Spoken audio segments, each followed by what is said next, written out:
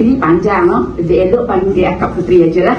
Nah, kat mana-mana pun semua orang panggil Kak Putri ya. Okey. Nak ceritakan kisah Kak Putri lah kan. Masa Kak Putri memang duduk keluar buat kerja lah kan. Tapi bila duduk kat rumah keluar buat kerja tak kira waktu mana. Masa dia nak pengsan dia akan pengsan. Lebih kurang pengsan tu dalam 1 minggu hingga cecah 4 kali macam tu lah. Setiap minggu tak miss ya. Dia sikit pun. Dia ada pendarahan dia dalam otak yang beku, pendarahan tu.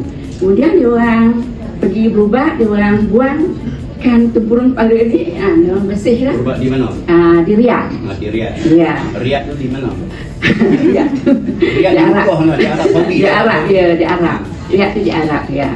Kemudian setelah dibedah, Kak Putri pun koma lah. Memang sebelum tu koma kan. Ingat apa-apa yang berlaku.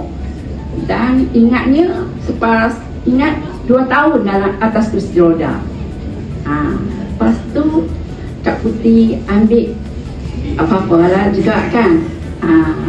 Ni EFA ni Kak Putri ambil, walaupun orang kata dalam tu tak pernah tinggal.